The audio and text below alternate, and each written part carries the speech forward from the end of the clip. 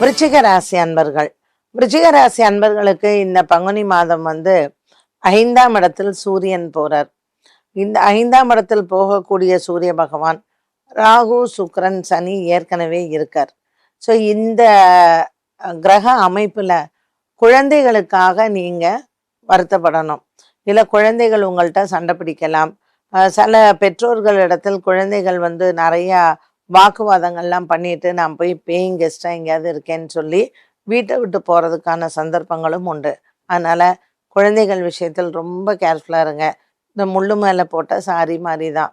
அதனால் உங்கள் குழந்தைங்க சண்டை போடுறாங்க, இல்லை ஏற்கனவே பிரச்சனைகள்லாம் இருக்குன்னா அதை பார்த்து ஹேண்டில் பண்ணுறது நல்லது. இந்த 5ஆம் இடத்தில் இருக்கக்கூடிய இந்த கிரக சேர்க்கை விருச்சிக ராசிக்கு தான் அதிகம் பாதிப்பை கொடுக்கும். ஏன்னா அது உங்களுடைய பூர்வ புண்ணிய ஸ்தானம். சரி, 5ல் இத்தனை கிரகம் இருக்கு, பட் 5 கூடிய குரு 7ஆம் பார்வையாக தானே இருக்கிறாரு.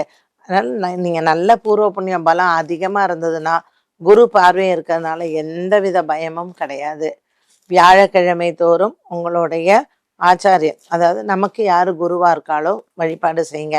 அப்படி யாரும் உங்களுக்கு இல்லைன்னா ஸ்ரீ ராகவேந்திரர் சுவாமியை வணங்குங்க. ஸ்ரீ ராகவேந்திரர் சுவாமியை வியாழக்கிழமை தோறும் தீபம் ஏற்றி நீங்க மனசுல என்ன பிரார்த்தனை பண்றீங்களோ கண்டிப்பாக இந்த குருவின் அனுகிரகத்தில் விருச்சிக ராசி நேயர்களுக்கு நல்ல வாழ்க்கையில் முன்னேற்றங்களை நிச்சயமாக கொடுக்கும். 5ஆம் இடத்தில் இருக்கக்கூடிய கிரக சேர்க்கையால் உங்கள் குழந்தைகளின் ஆரோக்கியத்தில் சின்ன சின்ன பிரச்சனைகள் வரலாம். அதனால குழந்தைங்களுக்கு ஏதாவது ஒரு சின்ன விஷயம்னா கூட மருத்துவரை போய் பார்க்கறது நல்லது.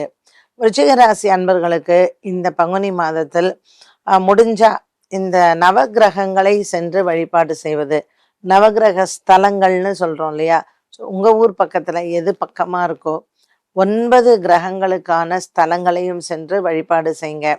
அமாவாசை மற்றும் பௌர்ணமி தினங்களில் அன்னதானங்கள் பண்ணுங்க. முடியலையா, பங்குனி மாதத்துல ஒவ்வொரு ஞாயிற்றுக்கிழமையும் அரிசி கொண்டு போய் சிவன் கோவில்ல தானமாக கொடுங்க. இந்த பரிகாரமே போதுமானது.